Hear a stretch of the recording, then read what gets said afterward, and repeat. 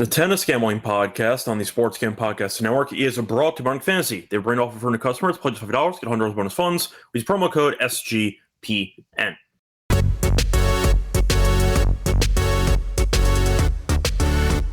And welcome, everyone, to the Tennis Gambling Podcast here on the Sports Gambling Podcast Network. It's currently Thursday afternoon or evening, October 16th, around 6:40 p.m. Eastern Time. I'm always Scott Reichel, once again going solo for this pod in a hotel room in New Jersey. So we're in a bit of a different location. Hopefully the audio is still good. Either way, though, time to break down the quarterfinals in Almaty, Brussels, and Stockholm. Was going to skip this episode, actually, because I didn't think I'd have enough time, but I actually found some time on my schedule. So either way, we are here to break down a bunch of matches taking place on Friday. We'll point out that we are a couple lines short, so apologies if we end up missing about a match or two. But either way, point is we do have some basic lines. We have money lines and everything. Some spreads and totals are MIA. But either way, of course, for the lock and dog, we will not take those matches. We're going to go with other ones that actually have lines available right now.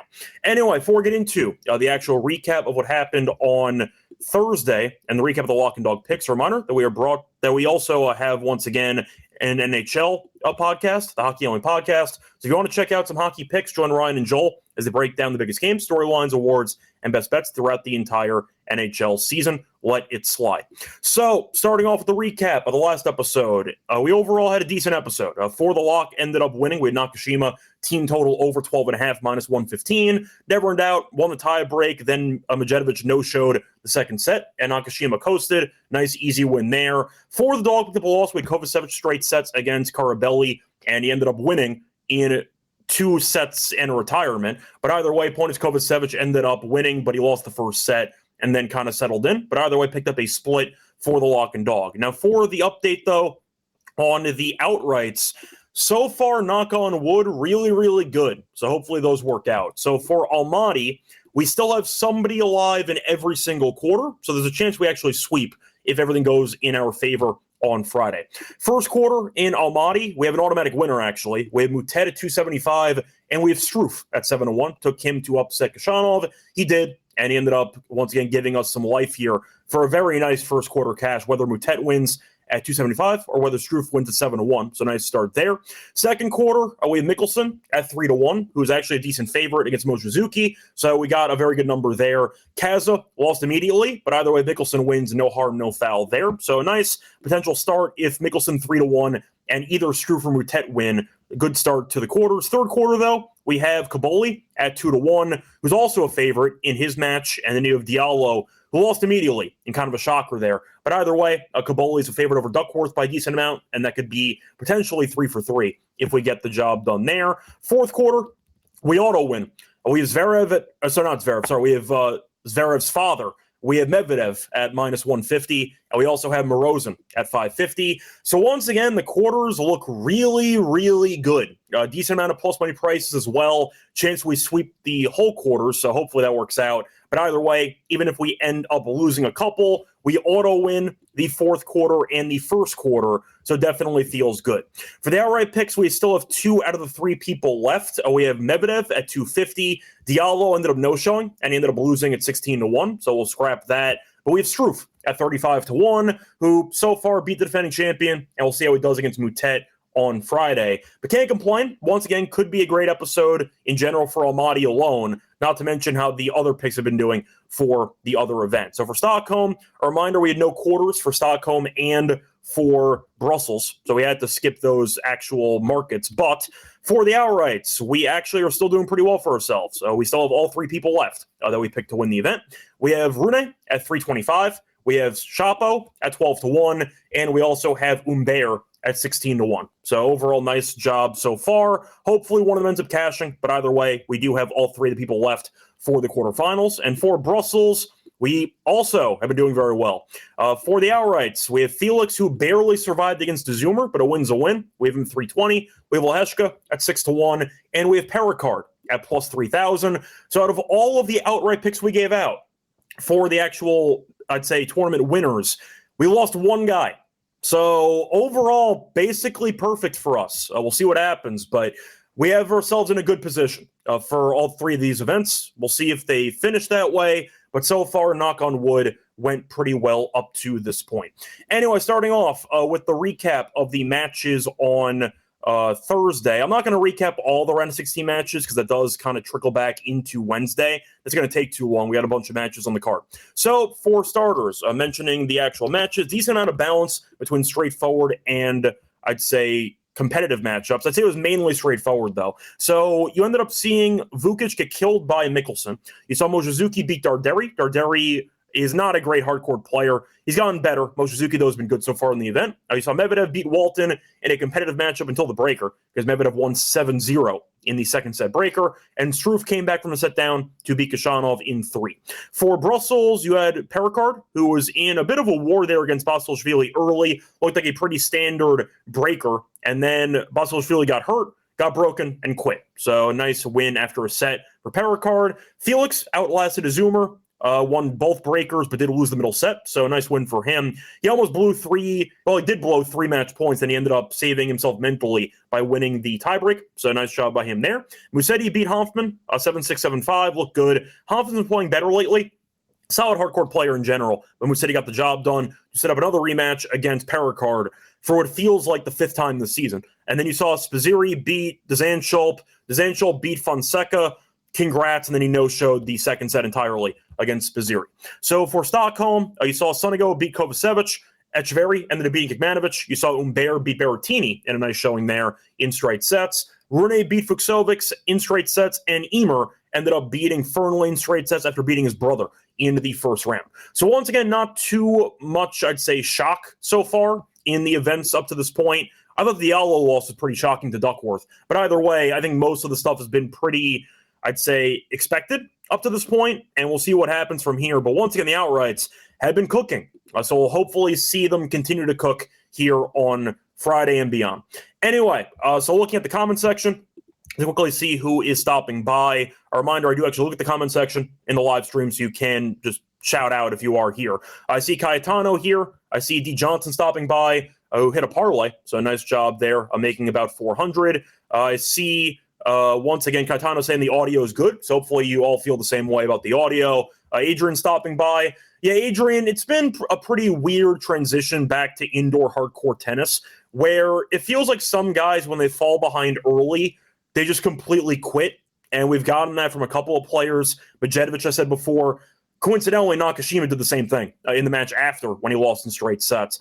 And we saw, for example, Dzanchulp do that in the match on Thursday. Some guys, when they lose the first set, decide, you know what, I don't want to be here. And that has been impacting some spreads, so keep an eye out for that moving forward. But either way, a point is, I do want to point out that Dark Knight's trying to predict what the lock or dog is going to be. The first set over, I will not be taking. That will not be one of the plays, but I like where your head's at. I did take that a couple weeks ago, and we got there. To be honest, fortunately, we actually had a break each in the first set, so I'm not going to get too creative. I don't mind it, but I'm not going to go with that as either my lock or dog for the show. I also see, once again, Willie mentioning Fernley with the laughing, of course, thing behind it. Yeah, I can't really argue that. He got destroyed. He completely was out of sorts. He didn't want to be there, and he rolled over and died.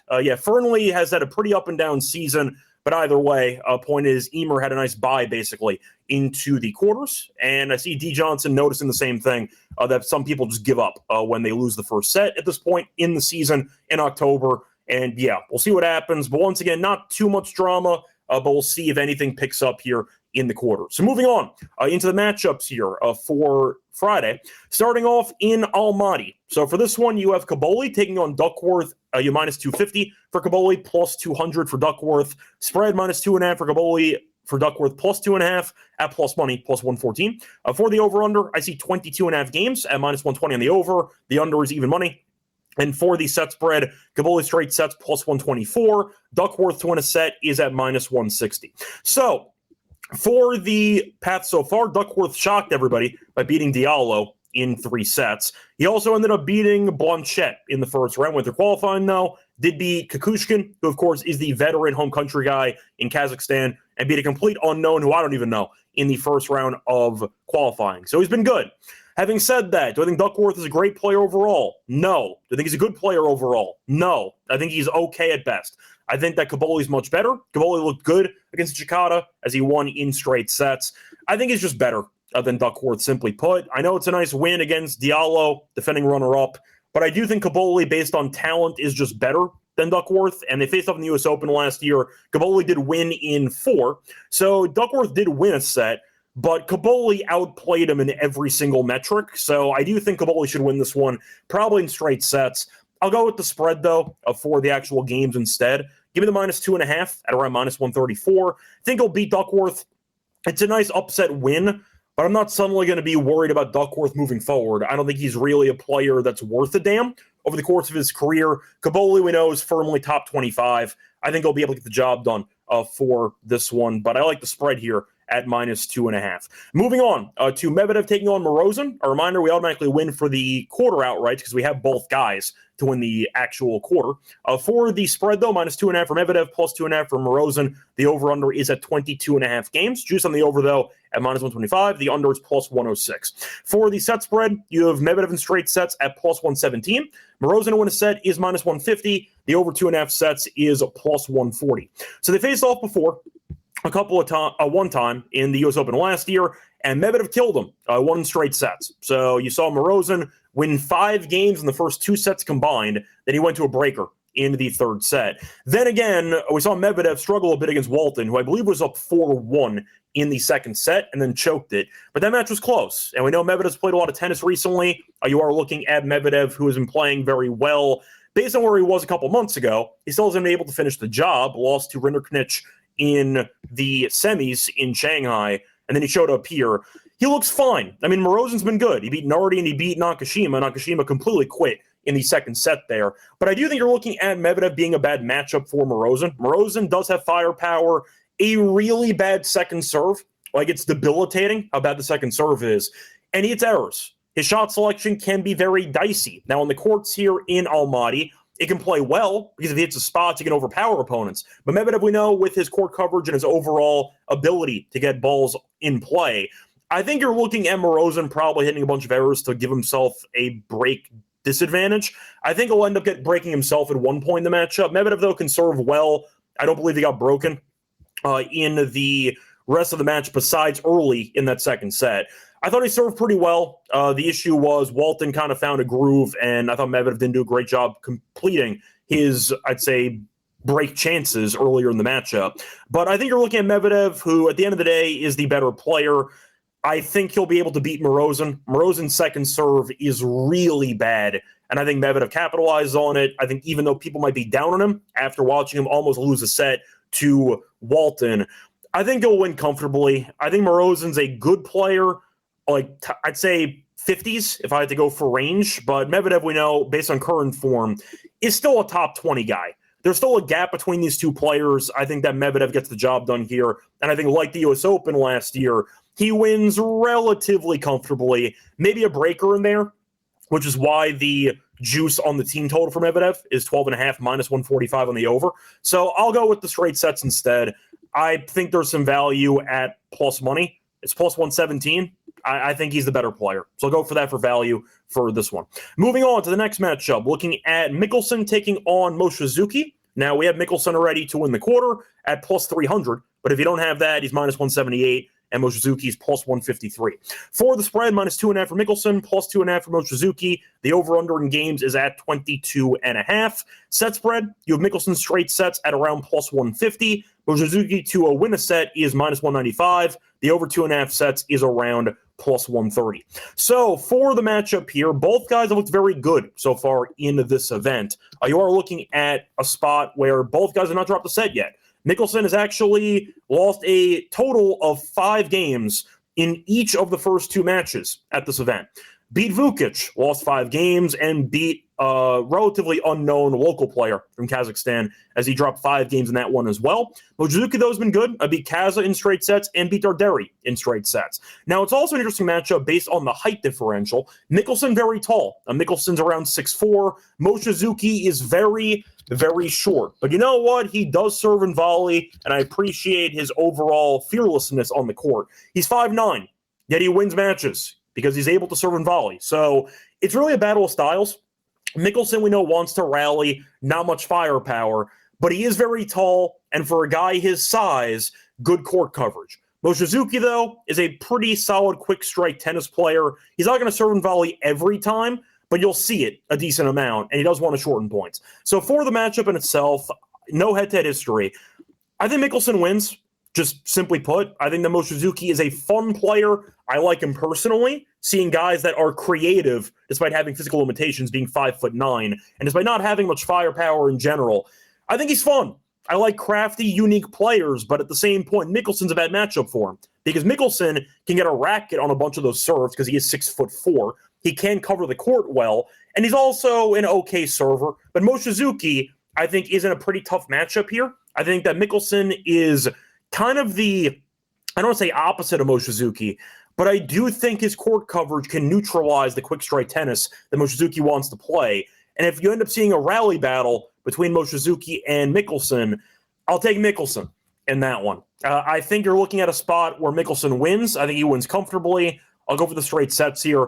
Plus 150, I think, is a great price. I'll go for that for the value. No offense to Mochizuki. I like him as a player. But when you are a very, very, I'd say, limited player based on firepower, and you're against a lengthy guy who's willing to show patience in rallies, I think it's a bad combo. I'll go for Mickelson in straight sets as my choice for this one. Moving on to the last one, Moutet taking on Struff. Moutet's minus 135. Struff's around plus 115. For the spread, you have minus 1.5 for Moutet, plus 1.5 for Struff. The over-under in games is at 23.5. For the team total, 12.5 on both guys. Juice, though, to the over. It's manageable, though. Moutet's around minus 130, and Struff's around minus 110, minus 120. For the set spread, you have Moutet in straight sets at plus 190. You have Struff in straight sets at plus 270. The over 2.5 sets is around plus 130. So for although I see Caetano asking Mickelson is a serve bot, absolutely not. For a guy who's 6'4", I think he has one of the weaker serves out there. Now, it's all relative because you're comparing him to guys that are smaller. But no, for a 6'4" guy, Mickelson's serve is definitely not that great. I think it's fine. I think it's serviceable. But no, I think Mickelson's serve is not as good as it should be for a guy who's that tall. So no, I disagree. I think that he's not a serve bot at all. I think he can break. I think that he can get broken. He's more of a rally guy. I can't really compare him to Medvedev, but I feel like it's a similar play style. So no, I don't really see him being a serve bot personally. But either way for this one, Struff, though, you could argue is a serve bot who's been serving volleying so far in the event, and it's worked out. Now, we know that Struff has firepower. Moutet's the opposite. So similar to the last matchup, but not exactly a battle of styles. Now, faced off before, Moutet has won both hardcourt meetings in the head-to-head. Faced off last year in France, actually, and Moutet won in 3. First 2 sets did end up landing 25, so it was not easy, but Moutet did eventually win in 3. Faced off on clay, 23, and Struff won in straight sets. Faced off in Adelaide, 2022, and Moutet won in straight sets. We know Moutet loves to be unique, loves the drop shots, loves the mental breakdowns in the middle of matches. He's entertaining, he's unique, but he's also going to mess with the timing of Struff. Now, Struff's the opposite. Struff's predictable. He's going to serve, try to come forward whenever he can, and try to overpower you. He has no plan B. That's all he's got. Moutet can definitely try to outlast you in rallies. He can try to shorten points when it comes to drop shots. He can also come to the net if he needs to. I do think Moutet's variety will eventually wear down the actual, I'd say, repetitive nature of Struff's play. He's a really bad returner. I know he broke Khachanov, I'd say, a time or two on Thursday. Khachanov, though, has had a pretty down year for his usual standards, and I do think that Struff is going to struggle mentally with the theatrics with Moutet. Moutet, we know, is going to have a moment where he throws a racket or two. He'll yell at the chair umpire. He'll egg the crowd on. He'll cause a delay. Classic Moutet circus material. But I do think that Struff, during the course of rallies, is going to struggle when Moutet tries to prolong them. I see a bad matchup personally for Struff. I think Struff can win the match. I'm not going to say that he's dead. I think if he serves well enough and comes forward and is successful at shortening the points, he can win. But I think Moutet's going to wear him down over the course of 3 sets. I see a marathon, though. I like the over for this one. But I do think you're going to see a very competitive battle. which I think the Frenchman takes. Give him Moutet to get the job done here at minus 135. Anyway, before we get into the other matchups taking place on Friday, I'm they're brought to you by our sponsor, which is MyBookie.ag. You can bet on football, college football, hockey now. If you want to go for NBA, that does start in about 5 days. A lot of sports you can choose from for MyBookie. Check it out. You can also use crypto to actually fund your account and to withdraw from it. So use crypto for that. And a reminder, you head to MyBookie.ag. Use promo code SGPN for a special deal. Get 100% bet back bonus, $100 from customers. MyBookie.ag promo code SGPN. We're also brought to by Novig, which is the number one prediction market for sports in America, getting some great prices on Novig as well. Available in a bunch of states, 35 plus to be exact. Download the Novig app. Get $50 and spend just $5 if you use our promo code SGPN. So once again, if you use promo code SGPN when you sign up with Novig, you'll spend $5, get $50 in bonus funds. Welcome back, everyone, to the Tennis Scam Podcast. Finished going through the Almaty quarters. Time to move on into the quarterfinal matchups in Stockholm. So for the first one, you have Lehecka taking on Bonzi. Fun matchup, actually. Lehecka's massive favorite, minus 340. Bonzi's around plus 280. For the spread, you have minus 3.5 for Lehecka, plus 3.5 for Bonzi. The over-under is at 22.5 games. Set spread, Lehecka in straight sets is minus 115. Bonzi to win a set is the same price. The over 2.5 sets is plus 150. So for the head-to-head history, they have faced off a couple of times, actually, and Lehecka has won 3 straight. They faced off on clay, 2021. Bonzi did win. Recently, though, Lehecka's kind of owned him. So he beat him the next year in Monte Carlo in straight sets on clay. Then 2 hardcore meetings this year, one this year, and you had a grass meeting this year, and Lehecka's won 5 straight sets. So they faced off in the Australian Open. He won 6-2, 6-3, 6-3. Faced off on grass in Stuttgart, and Lehecka won 6-4, 6-4. So it's been pretty straightforward this year during the meetings. Now, Bonzi, that we know was really bad for the first half of the year or so, but solid indoor hardcourt player, historically speaking. So for the path of both players, Bonzi has been looking sharp. He was able to beat Opelka in the first round and beat Royer in 3. I like Royer. Royer, we know, made the final in a tournament a couple weeks ago, lost to Bublik in the final, but still, point is, he beat a pretty good opponent in the second round. And we know Opelka's serve can be tricky. Bonzi handled it pretty easily, and there were no tie breaks in the match. So Bonzi has been looking good. Lehecka played 1 match against a complete unknown, a young Belgian. So I can't really read into anything from that match because he beat a complete unknown in his only match after the bye. So based on the history and based on our outrights for Lehecka, you're assuming we're going to take Lehecka blindly to win comfortably in this match. I am not. I think Bonzi could actually make this somewhat close. I don't mind the Lehecka team total over for this one. Bonzi's a good indoor hardcourt player. He's very good indoor hardcourt. Now, I do think that Lehecka is the better player. I think he should win. But for a team total, I really don't mind the odds for Lehecka. I think you can find yourself a good number on his team total. Lehecka team total at 12.5 is juicy in some spots. You might find a better number. But I do think it's going to be a matchup that might go over. Maybe if you want to go for Lehecka to win with some type of reduced total over, you can go for that approach too. I think it's closer than people think. But I'm not going to suddenly, I'd say Lehecka is going to destroy the guy when you're looking at him playing against one complete unknown as his only sample size match in the event. So I got Lehecka winning. I think Bonzi is dangerous, though, indoor hardcourt wise. I'll go for the over for the games. I think it's going to turn into a close battle. I don't mind Lehecka, though. Team total of 13 is even money. I don't hate that. I think that's an option. I think you might see one longer set. Moving on to the next matchup, though. I'll look at the matchup between, we're going to go to the Musetti match against Perricard. So you're looking at Musetti, of course, being favored, like he always is, against Perricard. For this one, though, we are a couple of lines short, but we have currently, the pricing is, sorry, just trying to find it. I know Perricard, of course, is the dog, but let me just see if I can find the number, because I know that I had it a second ago. Yeah, so Musetti's minus 180. Perricard's plus 140, give or take. Spread minus 1.5 for Musetti, plus 1.5 for Perricard. The over-under in games is at 25.5. Now, Perricard has been fine so far in the event.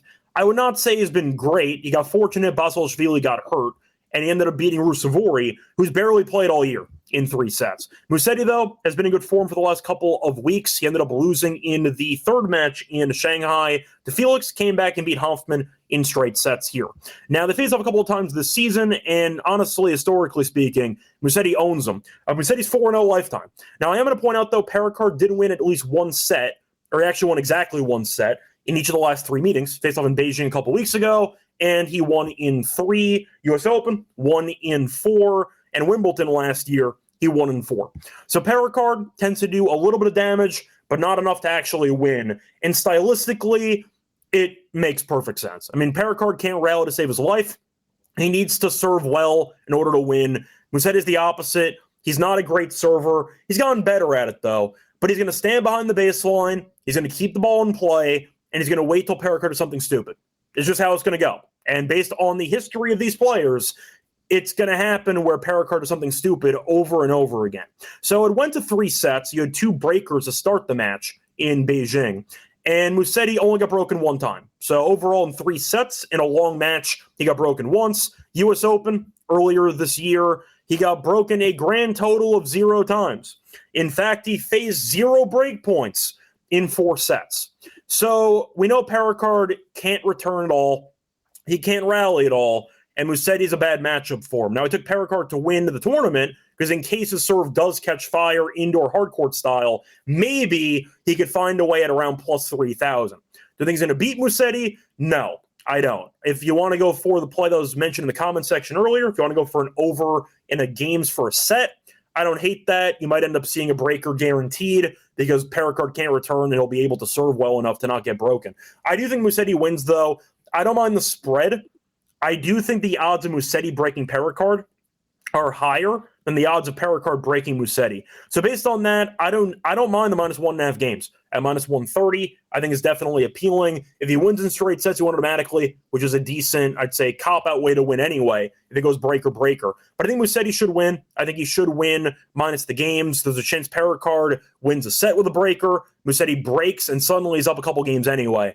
I don't mind giving Musetti minus the 1.5 for games as my thoughts for this one. Moving on to the last match the second to last match for Brussels. Wait, did I just completely go out of order here? Yeah, so I meant to do Stockholm second. I messed up. So you know what? Screw it. I meant to do Stockholm. I already went through a couple matches in Brussels. Apologies. So Lehecka, Bonzi's in Brussels, and Musetti and Perricard's in Brussels. That's why I couldn't find it. I was looking under the wrong tournament. But either way, for the third event in Brussels, you have Spizzirri taking on Felix. Now, Spizzirri is kind of an unknown, young American player, been good in the Challenger circuit, not really done anything on the ATP level. Now, as for Felix, had a pretty competitive matchup there against Zoomer, which people were not expecting. But either way, he ended up winning, so good for him, I guess. But you're looking at a matchup that should be pretty lopsided. I think you're looking at Felix dominating. I don't have any lines, so I can't really talk about it, but I don't think Spizzirri has much in the tank for Felix. I know Felix wasn't great against Zoomer. Served well, though, and he had 20-plus aces. I do think that Spizzirri faced off against Martinez and Zanschulp, so he beat a clay guy and a head case into Zanschulp. I'm not going to overreact to that. I think Felix is better. I know he's a head case too, but at the same point, I think he has more firepower. I think he has more weapons, and I do think that if it goes to a breaker, I trust Felix more with his weapons to win. I'll go with Felix in straight sets without actually having a price. Moving on to the last matchup, though, we have a matchup between Collignon and Fekina. So for this one, Fekina is a favorite, but not a massive favorite, minus 200. You have Collignon at around plus 162. So for the actual head-to-head history, there is none. Now, Fekina has been looking vulnerable recently. We saw him lose early in Beijing to Medvedev. Same thing in Shanghai, and then he ended up showing up here, almost lost to Giron, but got the job done in 3. Now, Collignon's been good. Beat Comasagna in 3 sets and beat Bergs in straight sets, so not great competition. Still home court advantage in Brussels. So we'll see if the Belgian crowd, get behind them, as they should. Solid atmosphere for that third set tiebreak against Comasagna, which was an epic, but still. I do think Collignon can actually pull this off. Now, Fekina's the better player. I'm aware of it. Also a guy you don't want to trust with your own money half the time. But I do think Fekina wins. I think it's definitely possible for an upset. So I actually don't mind going for a team total, potentially, for Fokina, or maybe the over 2.5 sets. I'll go for that approach. I'll go with the over 2.5 sets at around plus 140. I think Collignon can actually showcase some firepower, and Fokina might punt the set just by being Fokina. I think it might go either way. So based on value, I'll go for the dog in Collignon. Fokina really should win. It's a good draw for him, but we've been here before. I don't think he'll look great against Giron. So based on that, I'll go for the value on the dog. I think Fokina wins, but I don't think the value is there on the current price, and I don't want to spread either way. So I'll go with the over 2.5 sets. Different styles. I think that you're going to see the crowd get behind Collignon enough for a set. Fokina comes back and eventually does maybe pull this off, but I'll play it safe. Give me the over 2.5 instead as my thoughts for this one. So apologies once again about the wrong order. I accidentally misread the event order, but either way, Stockholm we're going to do last. So for these matchups, you have Humbert taking on Sonego, which should be a competitive matchup. I mean, Humbert was able to beat Berrettini, but Sonego's been good so far in the event. So Humbert is minus 175. Sonego is plus 138. For the spread, minus 2.5 games for Humbert, plus 2.5 for Sonego. The over-under in games is at 23.5. Now, for the head-to-head history, we have seen Humbert look really good recently. This year especially. So they faced off a lot in the past, more than you might think. They have faced off 8 times already, and Humbert's actually 5-3. Now, I will point out Sonego did win 2 of the first 3, so Humbert has actually been on a heater. He's won 4 of the last 5 against Sonego. Now, this year, he's won both meetings. Faced off on grass in Eastbourne, won in straight sets, faced off in Marseille. So it was in Humbert's home country in France, and ended up beating Sonego in straight sets. So for the hardcore matchup, back in February, 6-4, 6-4, pretty straightforward. I'm going with Humbert again. I know we picked him to win the event, so I'm not going to pivot off of him. I think Sonego is a player who we know can be very streaky, who when he's on can be dangerous. He has a lot of skills, but the mental aspect of his game is the problem. And Humbert is definitely mentally stronger than a lot of players on tour. I think if Humbert struggles, I think it's mainly physically based. I think that he's kind of limited in some aspects with his weapons. But I do think mentally, in terms of toughness, he's much better than Sonego. I'll take him. Once again, he's won 4 of the last 5 meetings. He won both meetings this year in straight sets. So I'll go for Humbert minus the games as my thoughts for this one.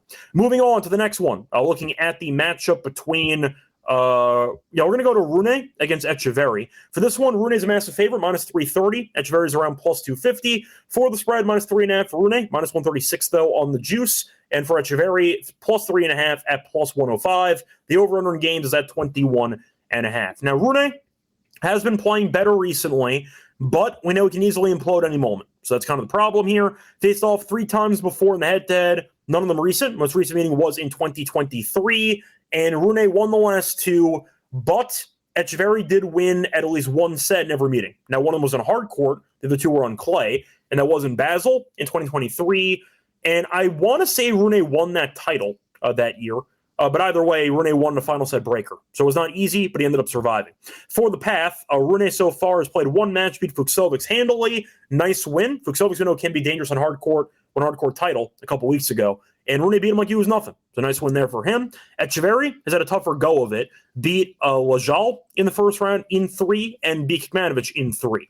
So I think Rune is better, simply put. I know that I said a second ago Etcheverry's won a set in every meeting, but they're all dated. And the fact is, beating Lajal and Kekmanovic in 3 each is not an amazing resume. I know Kekmanovic is a player who can be dangerous, but he has not really had a great past couple months. I think Rune looks good. I thought he looked very good against Fuchsovics, and I think he'll look good again here on Friday. I'll buck the trend of the historical, I'd say, marathon history. Instead, give me Rune in straight sets. I'll go for the spread as well, minus 3.5. Think he wins comfortably, but Rune straight sets is minus 130. Basically the same price as the games. I think he wins comfortably. That's kind of my thoughts on that one.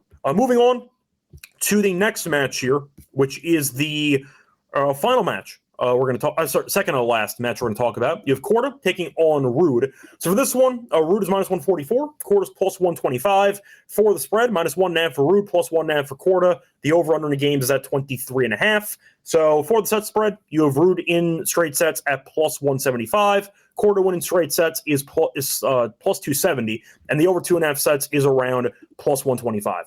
So for that history, not as much as you might think. You might have thought they faced off a couple of times. Not the case. Faced off in Madrid this year, and quarter won in straight sets en route to a title. Means nothing. It was on clay. And I said before, Ruud won the damn title, so it's not really much I can use based on head-to-head history to, I'd say, use for this matchup. Korda, though, has been playing pretty well, but he's had a couple marathons. Went 3 against Papiron and went 3 against Majcik. So not playing great tennis, but he's been winning. As for Ruud, bad start against Cilic, was down a break immediately. Then he settled in, and he looked good. So for the matchup, give me Ruud. I think Ruud has looked better based on the eye test. Korda's been fine. But the fact that he's dropping sets against an out-of-form Papiron and Majcik, who I think can be dangerous, but in indoor hard court's not exactly a specialty, I think Ruud wears him down. If Korda won, would I be shocked? No. I don't trust Ruud either, but I think for the price, I do think Ruud should win, so I'll go with him as my choice. Not going to bet this match, though, full disclosure, but I think he's better than Korda. I'll take him in this one. Moving on to the last match on the card for Friday. You have a matchup between Ymer and Shapo. Now, for the pricing here, we know Shapo is a pretty decent favorite for the odds, which I don't have in front of me because I had him a second ago, and I don't know where they went. But either way, Shapo, massive favorite as expected. Ymer is on a pretty solid run. Can he complete it? I don't know. Shapo, I finally have the lines up again. He's minus 500. I believe he's the biggest favorite on the entire card. And you're looking at Ymer being around plus 350. Now, you're looking at Shapo, who's a former champion, former finalist, and we took him to win the event because of it. Now, so far in the event, he's been good for the most part, but not consistent. Had a bye and faced off against Borg, who actually won a match. Good for Borg, who finally won a match. Then he faced off against, once again, Shapo, and Shapo was killing him. He was up 6-2, serving for the match in the second set. He choked it, and then he won in 3. The fact is, losing a hard court set to Borg is a red flag for me. And I think Ymer, who has not played great competition, beat his brother and ended up beating Fernley, who was sick or out of form or all the above. I do think Ymer, though, can win a set here. I'm not going to totally say that Shapo kills him. I think he should, but after watching him drop a set somehow to Borg, I can't trust him to win in straight sets. Losing a set to Borg is kind of crazy, so I'm going to go with the favorite to probably win, but I think it might go 3 in this one. I see value on Ymer. Dropping a set to Borg is disgusting. I think Borg stinks, and I've documented that whenever we see him. He can't really qualify for events because he's not good enough, so he gets the random wild card in Sweden, but you lost a set to Borg? Really, man? Yeah, I'm going to go for the dog here. I'll plus the games. I think he'll keep it close. I think he'll lose, but he'll keep it respectable as my thoughts for this one. Ymer, for the actual game spread, you can currently find at plus 4.5. I don't mind that. I think he might lose 6-4, 6-4. Keep it close, though, and then end up losing. Anyway, it's going to wrap it up for all the matches that we talked about, or that we had to talk about for Friday. Time to move on into the lock and dog picks. Before we get into the lock and dog, reminder brought to you by our sponsor, who's on Fantasy. Great place to play fantasy pick'em entries. We can win 500 times your entry, pick higher or lower on player stats, and you can win a bunch of money. Available in different sports as well. You can mix and match. New offer, though, for new customers. Play just $5, get $100 bonus funds. Use promo code SGPN. We're also brought to you by Rhythm. They've been crushing it in college football and the NFL with picks and props, giving away a bunch of money in weekly cash prizes just for tracking your bets in the app. So track 5 bets of the same type for model that you build, and you can win 1K. And if you use the promo code SGPN25, we download the app, you'll get a quarter off your first month. Now, Rhythm, once again, promo code SGPN25 for a quarter off your first month. Welcome back, everyone, to the Tennis Scam Podcast. Finished going through our thoughts for every quarterfinal match on Friday. Time to move on into the lock and dog picks. For the lock, I'm going to go back to Almaty. Actually, both lock and dog picks are in Almaty by coincidence. For the lock, I'm going to go back to the Moutet match against Struff. Give me the Moutet team total over 12.5 at minus 125. So stylistically, I think it's a very fun matchup. Kind of a cat and mouse game between the two of them. Now, Struff is a very good server, and he loves to serve and volley, but he's an awful returner. Moutet's the opposite, and it's worked out. Moutet on hard court has won both meetings in head-to-head. Big reason, we know Struff is not really that patient with the rallies, and Moutet, with his variety, tend to mess with the timing of Struff. Struff, we know, can also double fault a lot because he tries to run forward, and they can mess up with his actual, I'd say, aim on the serve. But I see a close matchup. They faced off once again in the most recent meeting on hard court last year, and Moutet won in 3. Moutet, though, and Struff combined to have 25 games in the first 2 sets. So you saw a 7-5 or 7-6 in the first 2 sets of that matchup. I think Moutet, who's the favorite, should win at least 1 set. I think Struff can serve well enough to force a breaker or 7-5. So based on that, I think Moutet might win. He might lose, but if he loses, I think it's going to be a war. I think he wins at least 1 set, and I do think that you're going to see a breaker or a competitive set or even a 3-setter in this one. So a couple ways to get there, but I do think that Moutet can get there based on his overall, I'd say, skill set and his shot variety, frustrating Struff over time. Give me Moutet, team total over as my lock for the show. For my dog, I'm going to go back to the Mickelson match against Mochizuki. I think the value is too good. Give me Mickelson straight sets at plus 150. He's lost 10 games in his first 2 matches here combined. He's been great. Now Mochizuki also loves to serve and volley, but has no firepower. He's a solid volleyer, but Mickelson has the length to get his racket on a bunch of serves. He can also cover the court well, and I do think that he will be able to outlast Mochizuki in a couple of key points if there are long rallies, but I do think Mickelson has the overall serve to get by against a 5'9" guy, and I do think that his overall return game and his overall length should frustrate Mochizuki over the course of these 2 sets. Give me Mickelson for the price in straight sets at plus 150 as my dog. So once again, the plays here for the quarters, the lock's going to be on Moutet. Team total over 12.5 games at minus 125. And for the dog, I'm going to go with Mickelson, straight sets at plus 150. It's going to wrap up for the show. Like, once again, for the semis in these 3 events tomorrow. Till next time, good luck to all of you and all of your bets. Bye, everyone.